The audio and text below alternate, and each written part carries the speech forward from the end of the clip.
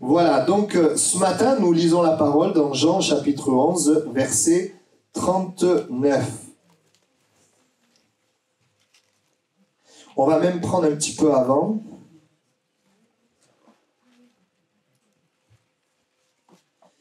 Voilà, on va lire à partir du verset 32.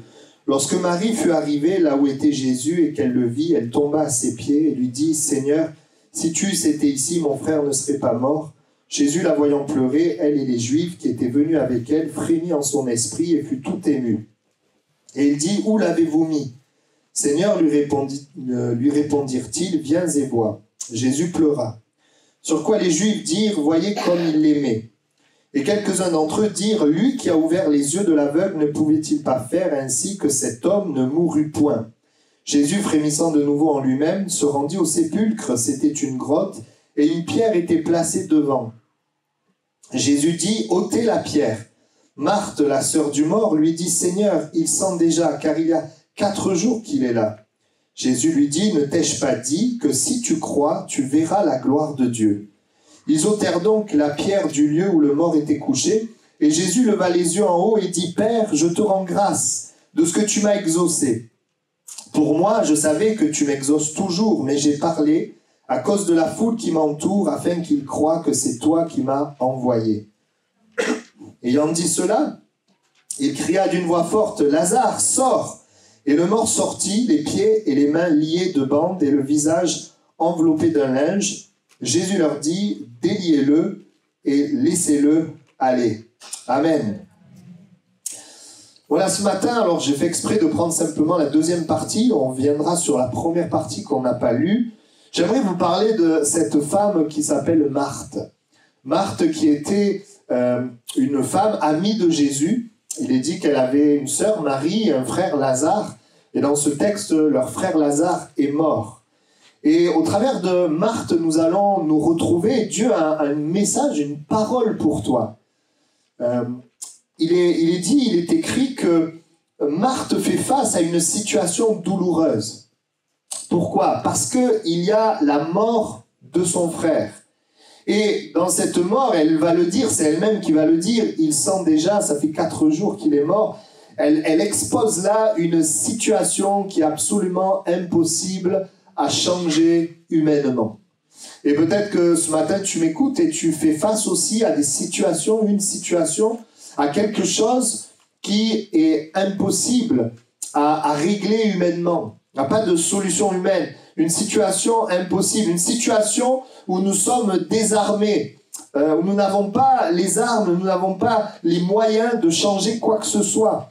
Nous savons qu'au tout départ, avant que Lazare meure, il était malade. Et peut-être que là, ils avaient encore des armes en main pour faire quelque chose. Peut-être pour qu'il soit soigné, peut-être pour qu'il trouve une solution. Même si la Bible ne nous parle pas de peut-être des solutions qu'ils ont essayé de trouver, mais la Bible nous dit que tout de suite, ils sont venus, ils ont parlé à Jésus, ils ont fait dire à Jésus, celui que tu aimes est malade. Parce que c'était des amis de Jésus, ils savaient que Jésus était plein d'amour et puissant. Mais une fois qu'il meurt, la situation est plus compliquée que lorsqu'il est malade. Et peut-être qu'aujourd'hui, toi aussi, tu es dans une situation qui au départ pouvait peut-être être gérable, mais tu n'as pas réussi à la gérer, et qui aujourd'hui est une situation désespérée où tu es désarmé. Il y a une mort qui est là, dans le texte c'est une mort physique, et ce matin cela peut être une mort dans notre cœur, dans la situation, quelque chose qui semble impossible à régler. Et puis l'Écriture nous précise aussi que le problème c'est que le mort, eh bien c'est le frère de Marthe. Autrement dit, la situation qu'elle vit, c'est une situation qui la touche de près. C'est pas un étranger, c'est pas quelqu'un de lointain. Non, c'est son propre frère qui est mort. Donc, non seulement elle est dans une situation impossible, mais elle est dans une situation qui la touche de près.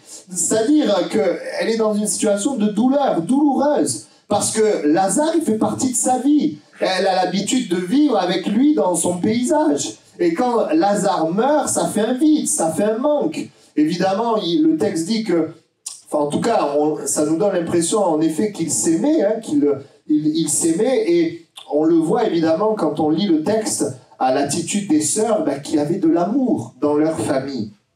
Et donc, vous savez qu'on est dans un monde où les drames, ils sont constamment là. Hein. Il y a constamment des drames. Mais le jour où ça te touche de près, là, c'est autre chose. Et là, c'est le cas. C'est douloureux parce que ça touche des gens proches, des gens qu'on aime, des gens qui font partie de notre vie. Et elle est désarmée et en plus, ça la touche de près. Et voici ce qui va se passer et nous allons ensemble voir ce que Dieu veut faire. Et je veux croire que au travers de cette situation peut-être impossible, douloureuse, qui la touche de près et qui est peut-être ton cas, eh bien, je crois que Jésus, il avait quelque chose pour elle et il a quelque chose pour toi à te dire ce matin. Alors, la première chose que Jésus lui dit, on va décortiquer, mais je vais m'arrêter sur des points précis. Il va lui dire, ne t'ai-je pas dit que si tu crois, tu verras la gloire de Dieu. Jésus va lui parler à Marthe de la gloire de Dieu. La gloire de Dieu, qu'est-ce que c'est la gloire de Dieu? La gloire de Dieu, c'est l'éclat de Dieu, la grandeur de Dieu, la manifestation de la présence de Dieu. Jésus lui dit, là où il y a la mort, là où il y a un problème, Dieu veut montrer sa grandeur, Dieu veut montrer son éclat, Dieu veut être présent et faire quelque chose. Ça, c'est ce que Dieu te dit. Peut-être que tes pensées te disent autre chose, mais ce que Jésus dit, c'est que la gloire, elle veut venir là où il y a des situations impossibles qui nous touchent de près. Vous pouvez dire amen? Et c'est une réalité. Tu verras la gloire de Dieu. Dieu aime montrer sa grandeur et son éclat dans des situations impossibles qui nous touchent de près. Il aime se manifester là où nous sommes limités. Et la Bible nous montre que quand Jésus est venu sur terre, il a manifesté l'éclat du royaume, l'éclat de son Père.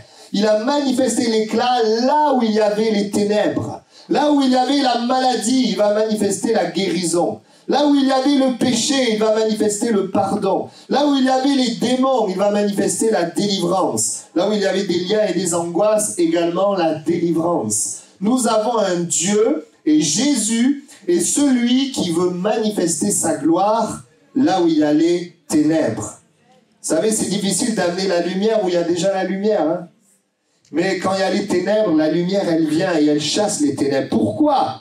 Jésus dit à Marthe, il y a une gloire qui vient dans cette situation. Deux raisons. La première, c'est parce que Dieu aime l'homme. Parce que Dieu t'aime profondément. Et la Bible nous dit même que dans ce texte, Jésus pouvait être ému. Et il y a cette réalité que Dieu nous aime. Il n'est pas indifférent. Vous savez, quand vous aimez quelqu'un et que vous voyez quelqu'un souffre, vous n'êtes pas indifférent, mais vous désirez faire quelque chose. Alors nous, comme on est humain, même si on désire faire quelque chose, des fois on ne peut pas faire grand-chose. Mais Dieu, lui, il t'aime, il veut faire quelque chose, mais il a le pouvoir de faire quelque chose. Il n'est pas limité comme nous. Et c'est vrai, ça c'est la première raison, et la Bible nous dit, on le voit au travers de Jésus, il était souvent ému de compassion. Il voyait les gens, il était ému de compassion. Et je vous dis, beaucoup de choses se passent quand on commence à comprendre, à saisir que Dieu nous aime. Beaucoup de choses, et ça fait maintenant depuis quelques années que quand je prie, eh bien, je pense à la compassion de Dieu. Et quand je pense à la compassion de Dieu, le Seigneur, il agit. Je vois le Seigneur agir. Il est un Dieu de compassion, un Dieu d'amour, il t'aime. Ça, c'est la première raison. Et la deuxième raison, c'est parce que l'homme, l'être humain, se tourne vers Dieu que le Seigneur manifeste sa gloire. Parce que Marthe s'est tournée vers Jésus. Quand tu te tournes vers lui, Dieu s'implique. Quand tu ne te tournes pas vers lui, eh bien, les choses sont comme elles sont.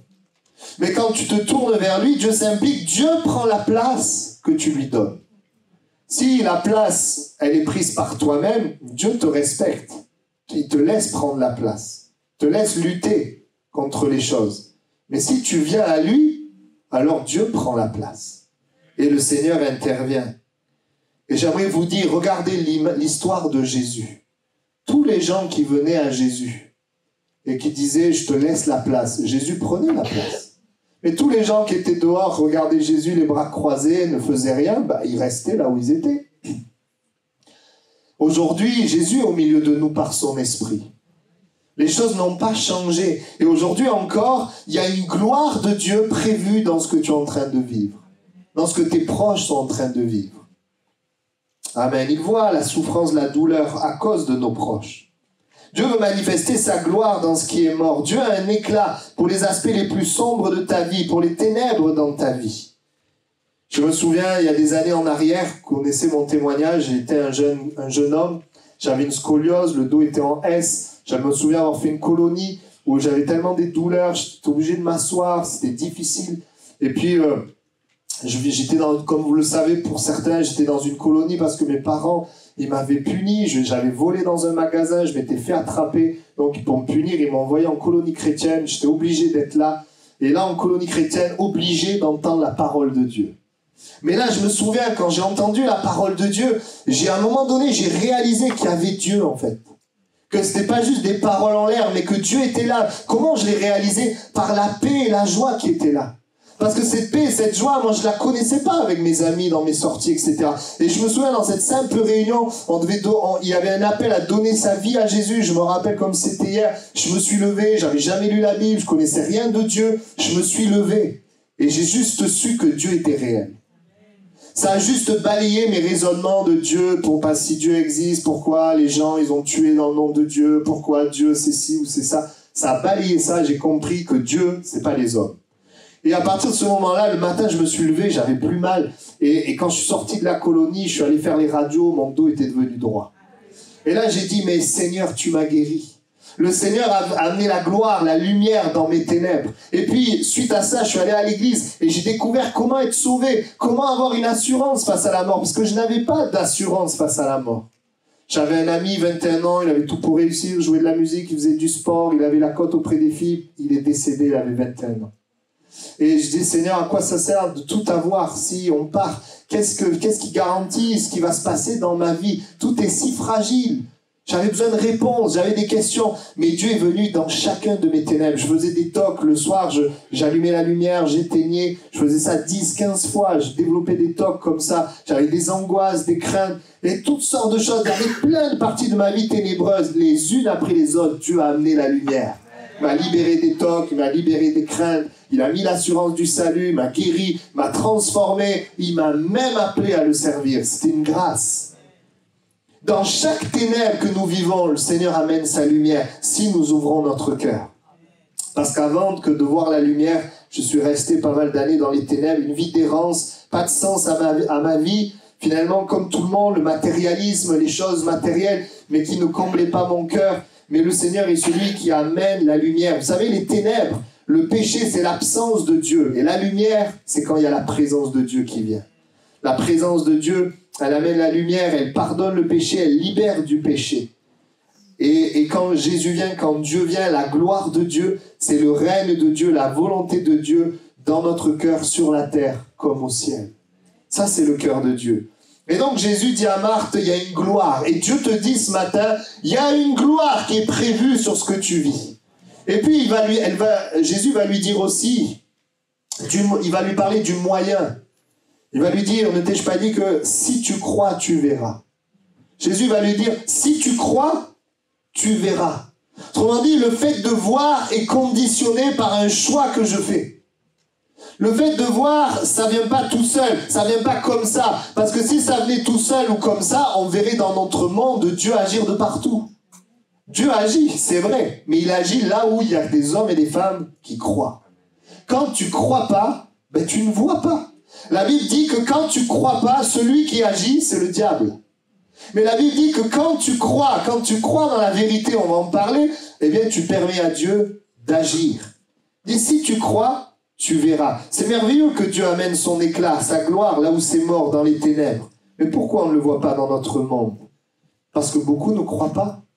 Et la Bible dit, si tu crois. Et la deuxième raison, c'est parce que les médias ne te montreront jamais ce que Dieu fait. Ne te montreront jamais le résultat de la foi de quelqu'un. Mettra toujours en doute, mettra toujours des bémols. Mais voici ce que ce texte veut dire. Si tu crois, tu verras. Regardez le temps. Si tu crois, c'est maintenant, c'est présent. Tu verras, c'est futur. Ça veut dire, si tu crois aujourd'hui, demain tu verras. Si tu crois pas aujourd'hui, demain tu verras pas. Des fois, on est là et puis voilà, on se dit, mais pourquoi les choses ne changent pas? Pourquoi c'est toujours comme ci ou comme ça? Jésus dit à cette femme, si tu crois, tu verras. Et Dieu te le dit ce matin. Te dit, crois aujourd'hui, ça c'est ta part, ça c'est ta responsabilité, parce que moi je veux me manifester. Qu'est-ce que c'est la foi? Je voudrais, avant de continuer sur ce texte, parler un petit peu de ce qu'est la foi. La foi n'est pas une espérance. Une espérance, c'est quelque chose de beau, l'espérance. C'est un sentiment qui fait entrevoir comme probable la réalisation de ce que l'on désire. Une espérance, c'est bien, mais la foi, la Bible dit, c'est une ferme assurance des choses qu'on espère et une démonstration de celles qu'on ne voit pas. C'est une définition d'un verset de la Bible, Hébreux 11, verset 1. La foi, c'est une certitude. Et j'aimerais rapidement montrer 3 caractéristiques de la foi. Parce que ce matin, tu vis des difficultés, tu vis des galères. Et peut-être beaucoup, tu dis, mais je crois. Alors attends, on va voir si tu crois bibliquement. Parce que dans la foi, il y a 3 éléments importants. Si t'en manques un, c'est pas la foi de Dieu, c'est pas la foi biblique. Cette foi, elle fonctionne pas. Vous savez, il y a plein de foi qui existent. Il y a la foi intellectuelle. Les démons, ils ont une foi intellectuelle. Ils savent que Jésus, c'est le Fils de Dieu. Ils croient en Jésus. Mais ils ne sont pas positionnés pour Jésus. Il y a la foi religieuse, il y a la foi culturelle. Je crois parce que ma famille ou ma culture y croit. Donc moi, je crois aussi. Mais il y a une foi qui est personnelle. Il y a une foi qui est biblique. Et cette foi, qu'est-ce que c'est? D'abord, le premier point, et on va bientôt mettre des photos, pour avoir une vraie foi, d'abord, il faut connaître. Il faut connaître ce que Dieu dit. Parce que tu ne peux pas croire quelque chose que tu ne connais pas. D'abord, il faut que je connaisse, que je sache. Je vais vous donner des exemples pratiques. Je ne peux pas croire quelque chose si je ne sais pas que ça existe. Vous savez qu'il y a des choses qui existent, mais tu n'y crois pas parce que tu ne les connais pas. Je regardais sur Internet, il y a des animaux rares qui existent. Alors, je suis sûr que dans tout ce que je vais vous montrer, là, si on arrive à mettre les photos, je suis sûr qu'il y a beaucoup d'animaux, vous ne saviez pas que ça existait. Mais il y en a peut-être certains, vous savez, peut-être vous intéressez aux animaux. Alors, je ne sais pas si on peut mettre des photos, si tu y arrives, Sylvie.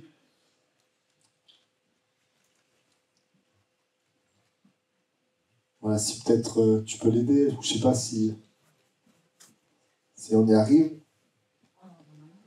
Pour dire l'importance de connaître, d'avoir l'information. Je dois d'abord avoir l'information. Comment je vais croire en Dieu si je ne connais pas ce que Dieu dit, ce que Dieu est? Alors voilà, vous avez le dauphin rose. Vous saviez que ça existait, ça? Je pense certains, oui. Mais d'autres, non. Il y en a, vous le découvrez. Hein. Et oui, il n'y a pas que les dauphins bleus, il y a les dauphins roses. Il y a aussi, je ne sais pas si vous pouvez en mettre d'autres, voilà, la fourmi panda. Vous savez que ça existait, ça? Moi non plus. C'est spécial, quand même. Voilà, alors ça, peut-être, oui, la grenouille arlequin. Alors, on peut continuer. Alors ça, peut-être, moi, ça, je le savais, les grenouilles transparentes. Vous connaissiez ça? Les grenouilles transparentes. Heureusement que nous, on n'est pas transparents, quand même. Hein. On continue. Alors ça, c'est fort. Ça, c'est un hippocampe feuille. Vous avez vu ça? Ah, vous voyez là, je pense que c'est ça, la tête. Hein. Voilà. Avouez qu'on dirait des algues. Hein. On continue. Voilà, le papillon aux ailes transparentes aussi. Il y a de belles choses hein, que Dieu a fait quand même. Hein. On continue. Ça, c'est la pieuvre Dumbo avec des oreilles. Ouais. Voilà. Et puis la tortue au long cou. Voilà. Vous avez vu, il y a plein de choses. On ne sait pas que ça existe. Bon, peut-être certains, vous le saviez. Je crois que c'est fini. Hein. C'est bon. Ah oui, et puis il y avait un zèbre du blanc. Bon. Le zèbre blanc. Voilà. On ne sait pas toujours. C'est fini. Hein. C'est bon. Hein. Ouais. On ne sait pas toujours que ça existe.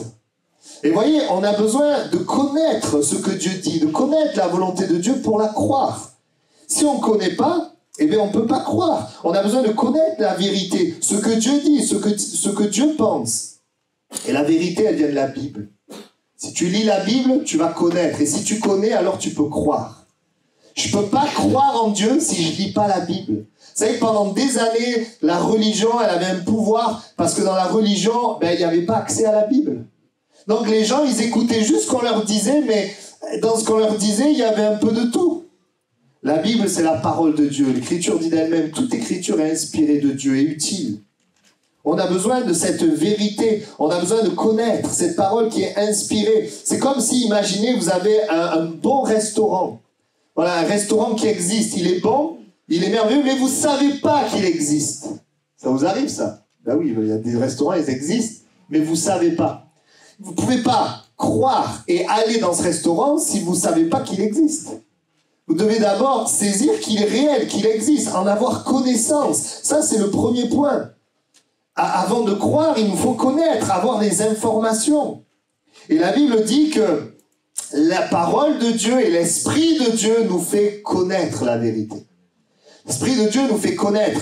La Bible et l'Esprit nous font connaître Dieu, nous font connaître la volonté de Dieu, nous font connaître le sens de notre vie, que c'est Dieu notre Créateur, pourquoi il nous a mis sur terre, qu'est-ce qu'il a fait pour nous. Dieu nous fait connaître les réalités spirituelles.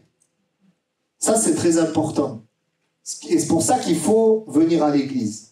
Il faut lire la Bible, il nous faut connaître ce que la Bible dit. Et puis, deuxièmement, ça ne suffit pas de connaître. Parce qu'on peut avoir juste des informations. Ensuite, la foi, après la connaissance, le deuxième point, c'est l'assurance. C'est la conviction. C'est-à-dire qu'au début, tu peux écouter la parole, recevoir des informations, mais la foi, c'est quand cette parole, elle vient te convaincre dans ton cœur. Parce que tant que c'est une information, bon, mais c'est une information.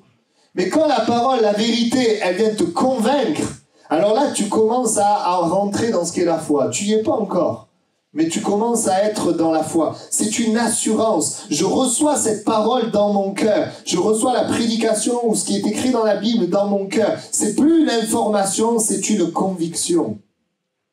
La foi, il y a ce qu'on entend, mais la parole de Christ, et la foi est une ferme assurance. Ce qu'on entend dans notre cœur. Ce qu'on entend de la parole. Vous voyez, la foi vient de la parole de Christ. La parole, c'est pour connaître. Je connais la parole. Mais ce que j'entends de la parole, ce que je reçois, ce qui vient me convaincre, c'est ça la foi. La foi, c'est ça. C'est pas juste des informations. C'est pas juste savoir comment Dieu est, quelle est l'histoire d'Israël, qu'est-ce que Dieu a fait. Ça, c'est pas la foi. La foi, c'est que, à un moment donné, je suis convaincu pour ma vie. Il y a des choses que je crois dans mon cœur pour ma vie. Je reçois. Il y a une assurance qui vient. Vous voyez, je reprends l'histoire du restaurant. Une fois que je sais qu'il y a un bon restaurant, je suis convaincu dans mon cœur que c'est un bon restaurant. Parce que tout le monde peut dire c'est un bon restaurant, mais tu vas sur Google, tu regardes les avis, tu dis non, c'est pas un bon restaurant. Tout le monde le dit, mais moi, j'y crois pas. Mais à un moment donné, on te le dit, mais à un moment donné, toi, tu le crois. Tu le crois. Et il y a une conviction qui est là. Ça, c'est 1, la connaissance, 2, l'assurance, et 3, la démonstration. La foi, c'est je connais, ensuite j'ai une assurance, et 3, je le démontre par les pensées que j'entretiens, par les paroles que je dis et par les actes que je pose. Amen. Si j'ai une info, je suis convaincu, alors ça va amener une action visible dans ce sens. Et ça, c'est important. D'ailleurs, Jésus leur a dit, quand il vient pour Lazare, il va dire ôtez la pierre. Ça veut dire qu'il fallait que les gens ils entendent que Jésus, il veut ressusciter, ils croient dans leur cœur et ils démontrent en roulant la pierre. La démonstration, et je reviens à l'histoire du restaurant, je sais qu'il existe, je suis convaincu, donc, troisièmement, qu'est-ce que je fais? J'y vais. Eh oui, parce que si j'y vais pas, c'est que je suis pas vraiment convaincu. Je vais manger dans le restaurant. La foi, c'est une information, une conviction, une démonstration. Et Dieu te dit, bien, je veux que tu places ta foi en moi, dans ma parole, face à ce que tu vis et ce que tu traverses. L'Esprit nous fait connaître, l'Esprit nous convainc et l'Esprit nous pousse à l'action. Amen. Information, conviction, action. Et la Bible dit que la foi, elle plaît à Dieu. Quand tu crois, tu plais à Dieu. Il est impossible de lui être agréable sans la foi. Il faut que celui qui s'approche de Dieu croit que Dieu existe et est le rémunérateur de ceux qui le cherchent. Jésus soulignera, vous l'avez vu jeudi, la grande foi du centenier ou de la femme cananéenne. La foi permet la manifestation de Dieu. Écoutez bien, le diable attaque la foi des gens. Le diable fera tout pour que tu aies juste des informations, mais pas de conviction.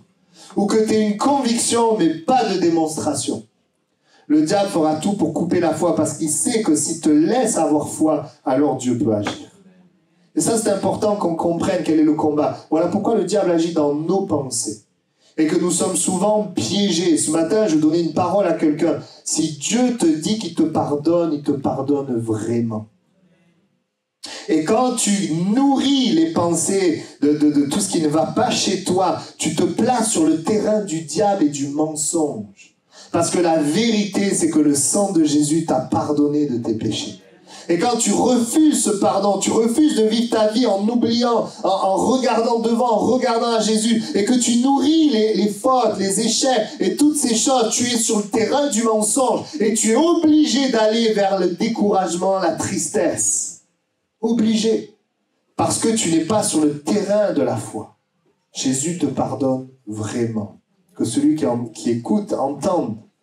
Il te pardonne vraiment. Donc une fois que je le crois, j'entends l'information, je le crois, je le démontre. En nourrissant ses pensées, le sang de Jésus me purifie de tout péché. Le diable viendra toujours avec l'offense, toujours il viendra. Mais j'ai quelque chose pour résister. Le sang de Jésus me pardonne, me purifie de tout péché. Et il me donne, son esprit en moi me donne de vivre une vie où je ne pratique plus le péché. Je ferme la parenthèse.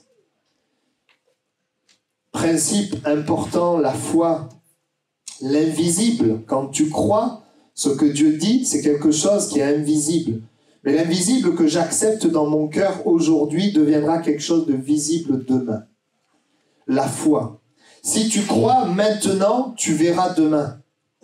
Il n'est pas question de croire demain pour voir demain. Les gens disent, je croirai plus tard. Mais non, t'en sais rien si tu croiras plus tard. Dieu te dit, c'est aujourd'hui. Ou des fois, on dit, on croit hier pour voir demain. C'est-à-dire, on dit, j'ai cru dans le passé. J'ai vécu ça avec Dieu. J'ai vécu ça, j'ai cru dans le passé. Mais ce qui compte, c'est pas que tu as cru dans le passé. C'est ce que tu crois maintenant. Aujourd'hui, dimanche 29 janvier 2023. Ce qui compte, c'est aujourd'hui. C'est pas ce que tu as cru dans le passé. Si tu as cru dans le passé, tant mieux. Ça t'a permis de vivre des expériences avec Dieu. Mais aujourd'hui, il faut croire aujourd'hui pour voir demain. Et si tu dis, moi je veux voir aujourd'hui pour croire demain, ça ne marche pas non plus. Il ne faut pas voir aujourd'hui pour croire demain. Il faut croire aujourd'hui pour voir demain. Et alors là, je les ai perdus, ça y est. Vous avez compris? Je dois croire d'abord pour voir. Les gens me disent, moi je crois que ce que je vois. Tu ne verras pas grand-chose. Hein. Parce que quand tu crois que ce que tu vois, tu vois que ce que tu vois, c'est tout. Mais quand je commence à croire ce que Dieu dit, alors je vois ce que Dieu dit. Et ça, c'est important. Si tu crois aujourd'hui en Jésus qui guérit, tu verras la guérison. Si tu crois aujourd'hui en Jésus qui pardonne, tu verras le pardon. Si tu crois aujourd'hui en Jésus qui pourvoit, en Jésus qui délivre, qui secourt, qui dirige, alors tu verras la délivrance, le secours, la direction. C'est pourquoi je vous dis, tout ce que vous demanderez en priant, croyez que vous l'avez reçu et vous le verrez s'accomplir. Maintenant, on parle de quoi? La foi en quoi? En qui? Il ne s'agit pas de croire en n'importe qui et n'importe quoi. C'est pas parce que je crois quelque chose que ça va se produire. Parce qu'il y a des choses qu'on croit qui sont fausses. Si tu crois que le bleu et le jaune, ça fait du orange, ça non, ça ne fait pas du orange, ça fait du vert. Non, c'est pas parce que je crois quelque chose que forcément, ça va s'accomplir. Je dois croire ce qui est vrai.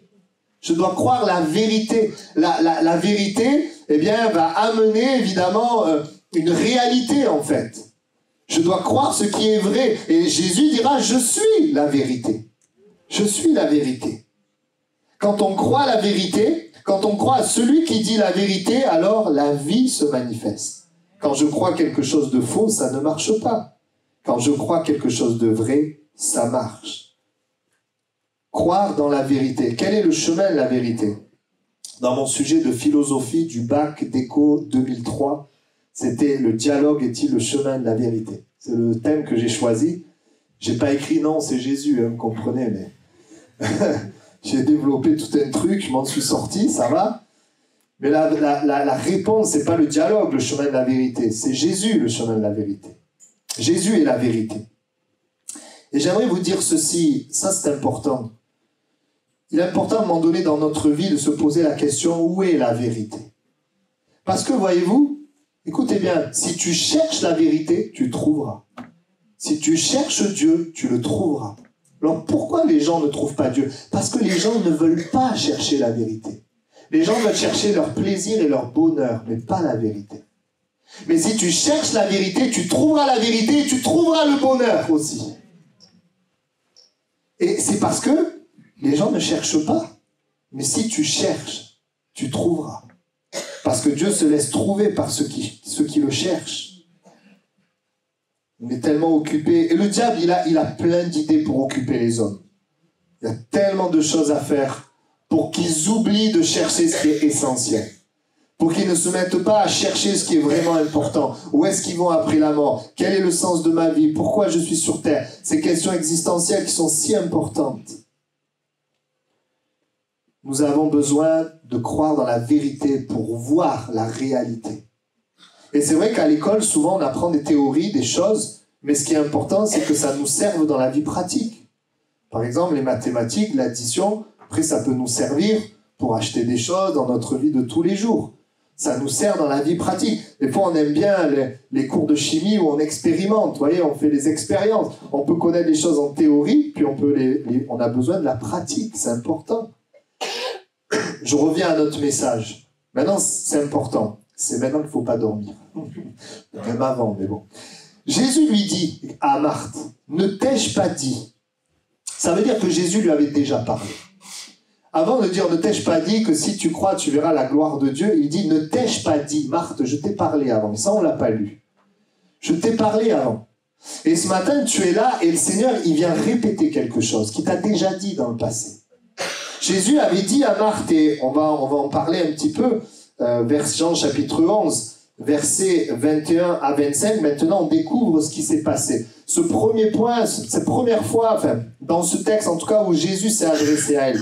Donc Marthe dit à Jésus, « Seigneur, si tu eusse été ici, mon frère ne serait pas mort. » Tout à l'heure, on a lu que c'est Marie qui disait ça, mais juste avant, Marthe a dit la même chose. « Seigneur, si tu eusses été ici, mon frère ne serait pas mort. Mais maintenant, même je sais que tout ce que tu demanderas à Dieu, Dieu te l'accordera. » Et regardez, Jésus lui dit, « Ton frère ressuscitera. » Et elle répond, « Je sais, lui répondit Marthe, qu'il ressuscitera à la résurrection au dernier jour. » Et Jésus lui dit, « Je suis la résurrection et la vie. Celui qui croit en moi vivra quand même il serait mort. » Et la suite, alors, je ne l'ai pas noté sur mais c'est important. Et quiconque vit et croit en moi ne mourra jamais. Crois-tu cela? Elle dit, oui Seigneur, je crois que tu es le Christ, le Fils de Dieu qui devait venir dans le monde. Amen. Regardez, écoutez, c'est important. On voit quelque chose. Elle vient et elle n'est pas dans la foi au départ. Elle dit, si tu avais été là, mon frère, il ne serait pas mort. Mais elle a quand même, elle va dire, mais maintenant même, je sais que tout ce que tu demanderas à Dieu, Dieu te l'accordera. Elle a comme une espérance. Puis Jésus lui dit, ton frère ressuscitera. Mais elle comprend qu'il ressuscitera après, dans l'éternité. C'est ce qu'il dit, je sais, il ressuscitera à la résurrection au dernier jour.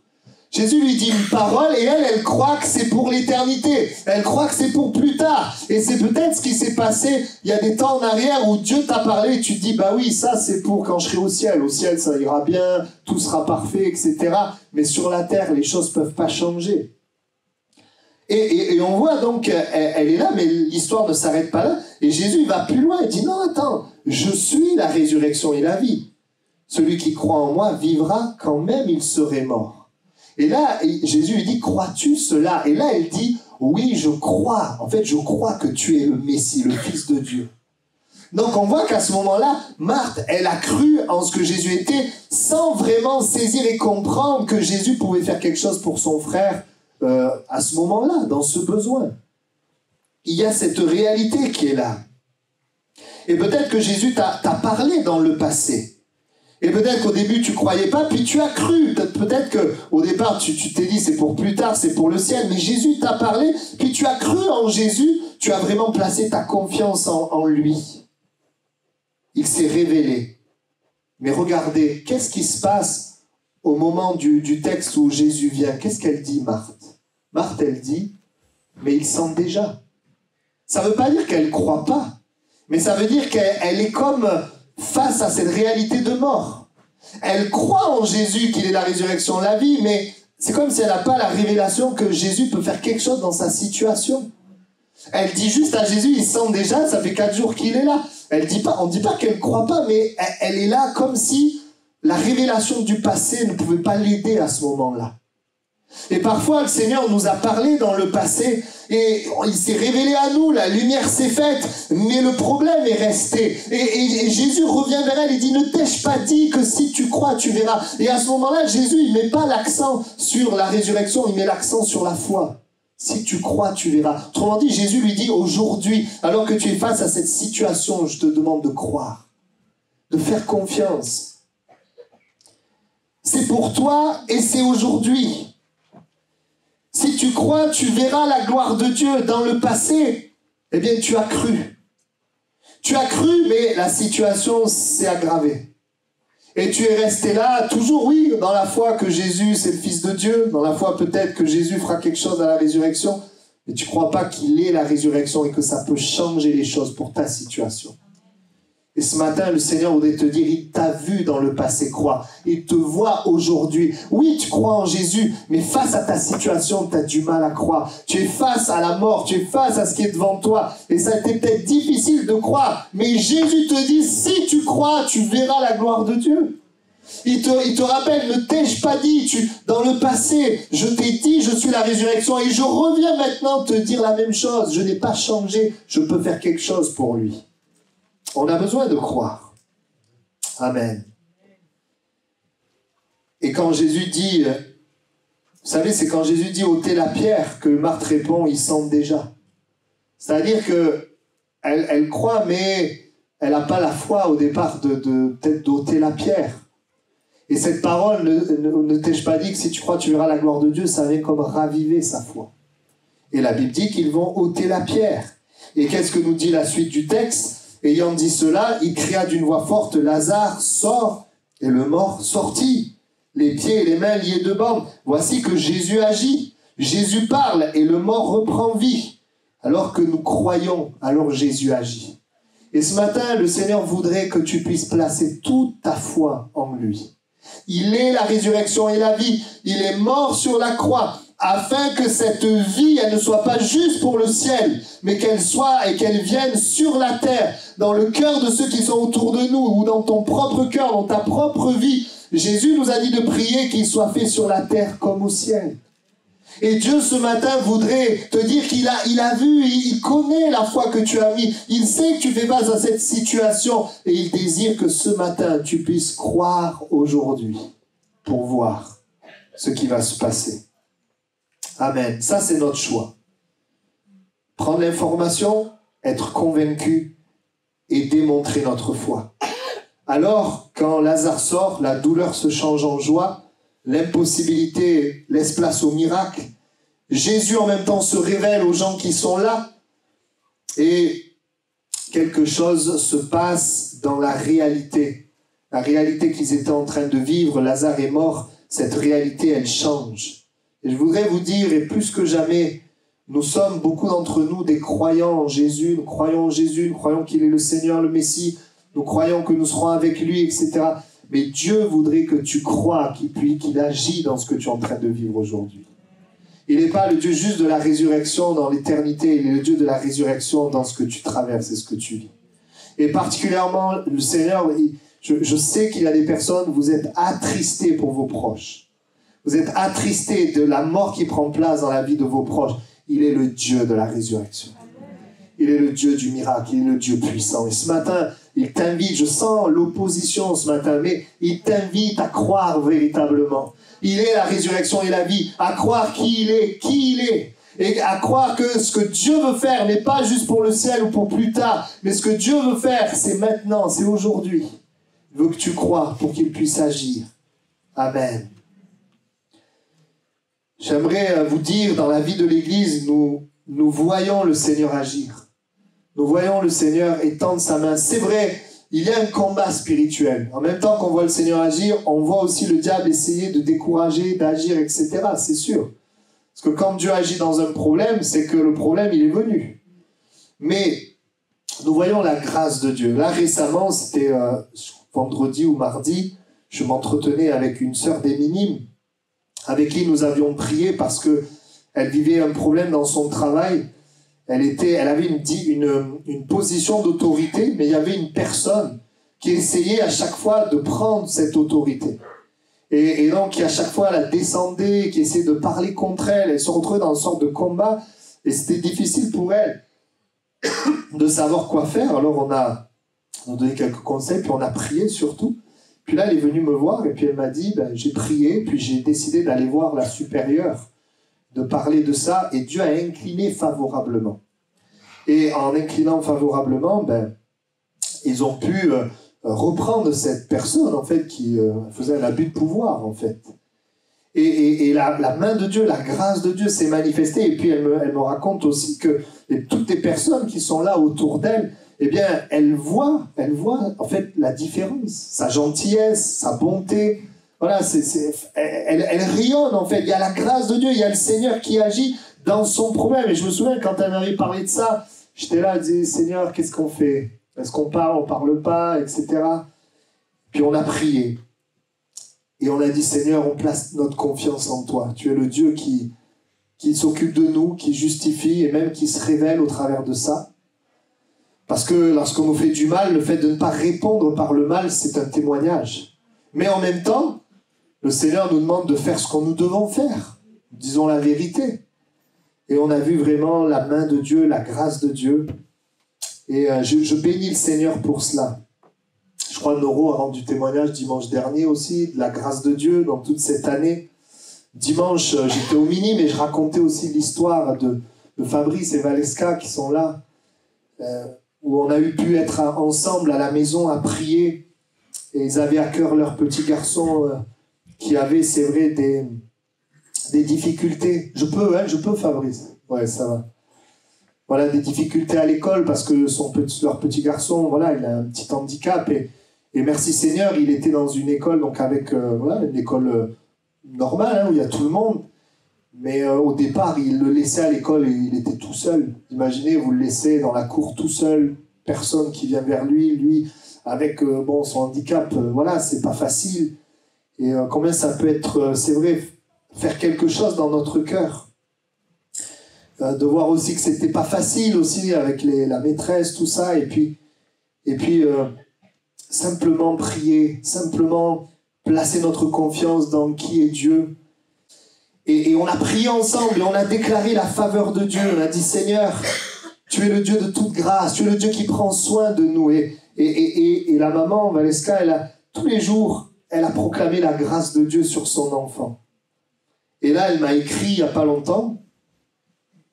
Et elle disait, non, j'ai pris cette parole, je l'ai mis en pratique chaque soir lors de ma prière avec Paul, et Dieu l'a fait. Il m'a dit, il est aujourd'hui à un anniversaire où il a été invité, son premier, mais pas le dernier. Il a des copines, des copains, tous l'acceptent. Dieu a fait au-delà de mes attentes de maman. Voilà, et puis elle dit aussi qu'il n'y a plus de plainte de la maîtresse et de l'AESH pour le manque de concentration et les autres petits troubles à l'école. Dieu a pris le relais. Et aujourd'hui, ma paix grandit. Amen. Et Dieu va continuer d'agir pour cet enfant. Parce que nous avons un Dieu de grâce, un Dieu de bonté. Mais voyez, ce qui est intéressant dans ce témoignage, c'est que les parents ont voulu et ont dit, Seigneur, on proclame ta grâce sur notre enfant. On s'approche de toi, on décide de croire alors qu'on ne le voit pas. On décide de croire que tu es un Dieu qui fait le miracle. Nous, on est limités. C'est une situation qui nous touche. C'est notre enfant. On est limité. Mais Seigneur, on compte sur toi. Et le Seigneur est fidèle. Le Seigneur veut le faire pour chacun d'entre nous. Il y a des fois, comme dans ce texte, la situation s'aggrave. Ça arrive. Des fois, la situation s'aggrave et on ne comprend pas toujours. Mais le Seigneur nous invite à venir à lui, à croire. Et dans nos pensées, à pouvoir dire, Seigneur, tu es le Dieu de la résurrection, le Dieu de la vie. Je te fais confiance et je déclare ta faveur sur cette situation. Si tu crois, tu verras la gloire de Dieu. Vous savez, j'avais préparé un autre message. Et samedi, j'ai senti dans mon cœur, il faut que tu prêches ça parce que quelqu'un en a besoin. Alors je le prêche et je vous dis de la part de Dieu, Dieu a vu ta foi, Dieu te voit aujourd'hui, il te donne cette parole. Si tu crois aujourd'hui, demain tu verras. Alors maintenant, ça c'est ta part. Après le reste, ça appartient à Dieu. Mais je vous le dis, dans la vie de l'Église, tous ceux et celles qui décident de croire, de placer leur foi en Dieu, ils voient Dieu agir. Des fois c'est vrai, il y a un temps où on ne le voit pas. Il y a toujours un temps où on ne le voit pas. Mais c'est pas parce que tu ne le vois pas qu'il n'agit pas. Persévère, crois dans ton cœur. Le Seigneur ne veut pas te laisser au bord du chemin. voyez, il a vu Marthe qui a commencé à croire et qui finit en disant, ça fait 4 jours qu'il est mort et Jésus ne veut pas la laisser comme ça. Alors Jésus lui dit, non Marthe, ne t'ai-je pas dit, Marthe, que si tu crois, tu verras. Je te l'ai dit, mais je te le répète aujourd'hui. C'est ce que Dieu fait envers toi ce matin. Tu te l'as déjà dit, mais parce que tu es face à la mort, il te le répète aujourd'hui. Parce que Dieu veut manifester sa gloire. Amen. On incline nos têtes ensemble et nous allons prier. Ne t'ai-je pas dit que si tu crois, tu verras la gloire de Dieu? Non, l'action de Dieu n'est pas pour l'éternité, pour plus tard. Non, l'action de Dieu, elle est pour cette vie ici-bas, pour ton problème.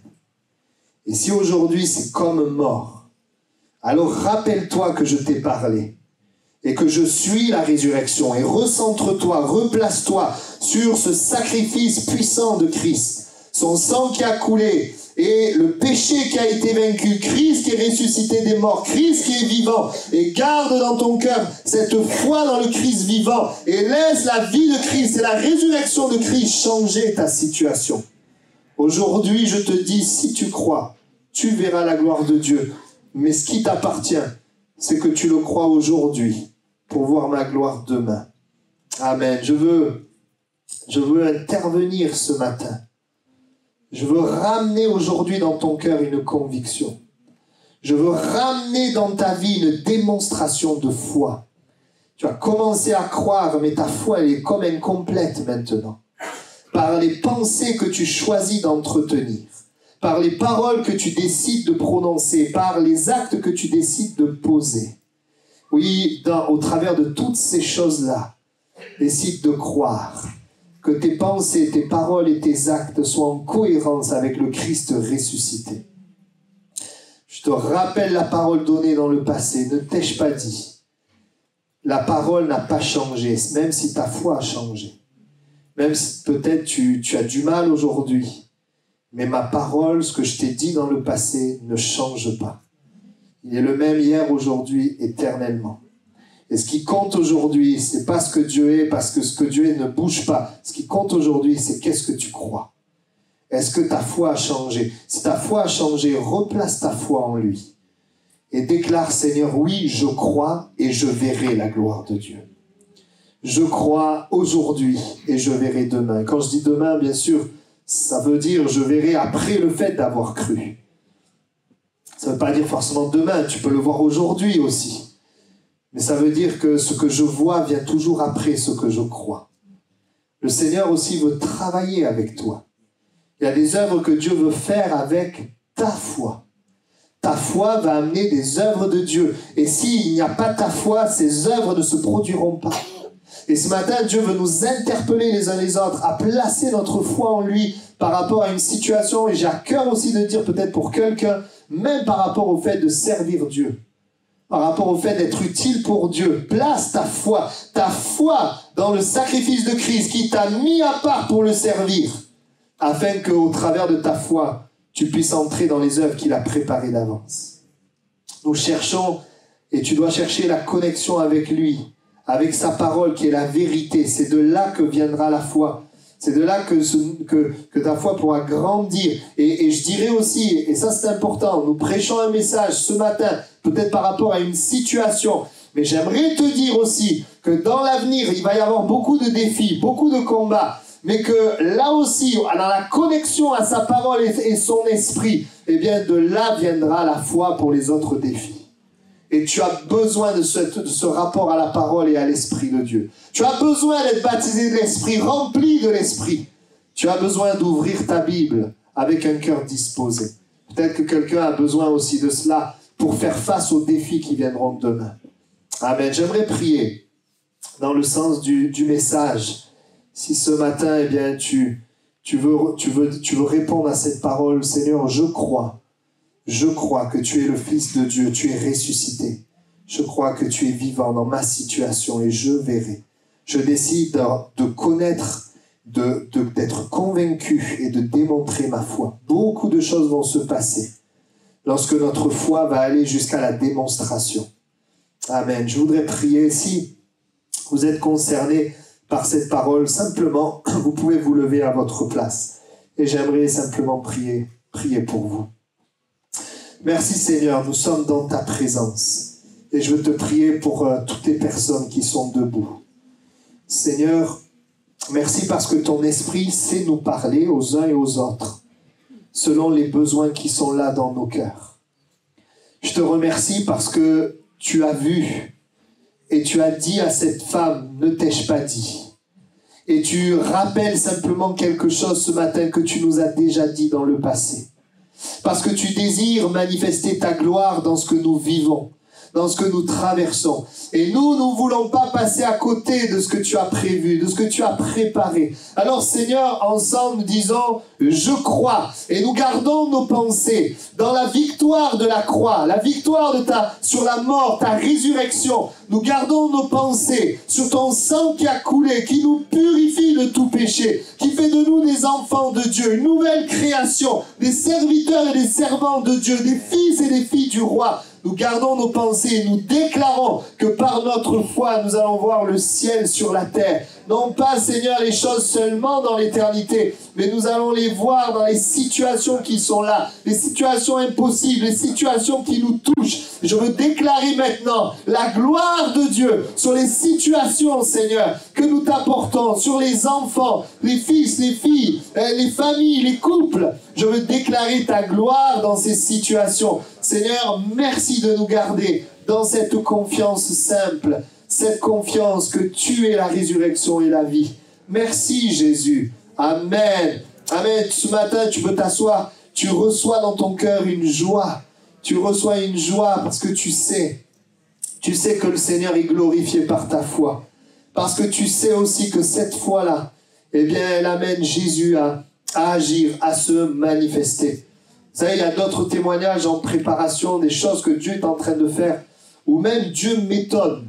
Vous voyez, parce qu'il y a des fois, je suis là dans des entretiens, et puis je réfléchis, puis je prie, puis je calcule, tout ça. Mais le Seigneur, il nous étonne. Et il fait au-delà. Là, récemment, je suis allé dans une situation, prier, et j'en parlerai plus tard, parce que c'est pas encore le moment, mais alors que je vais dans la situation, je me rends compte que les personnes devant moi, le Seigneur a déjà montré le problème, il a déjà réglé les choses. Je dis, waouh, le Seigneur a déjà éclairé, il a déjà agi, et les choses sont en train de changer. Vous savez, des fois, on ne sait pas comment faire. Des fois, on n'a pas la pensée, des fois, on ne sait pas. Mais si tu crois, tu verras la gloire de Dieu. Tu vois, pourquoi on prie? On prie parce qu'on croit que Dieu veut faire quelque chose. Et j'aimerais t'inviter à ne pas laisser le diable t'amener dans des pensées de révolte, de plainte, toutes ces choses-là. Je t'invite à pas fixer tes regards sur toi, lève-les plus haut et regarde à lui. Et je le dis encore à quelqu'un, crois que Dieu te pardonne vraiment. Et vis comme un pardonné. Dieu oublie. Tu es là à ressasser les choses. Dieu dit, mais j'ai oublié moi. Pourquoi tu ressasses ce que j'ai enterré? La Bible dit, il les a jetés au fond de la mer, nos péchés. Si on s'est repenti, qu'on a demandé pardon, il les a jetés au fond de la mer. Pourquoi tu vas aller faire la plongée sous-marine et ramener les péchés que lui, il a jetés au fond de la mer? Vis plutôt dans les réalités du ciel. Amen. Que le Seigneur vous donne une bonne semaine à tous. On se retrouve jeudi. Et voilà, que le Seigneur aussi se serve de chacun de nous. À bientôt.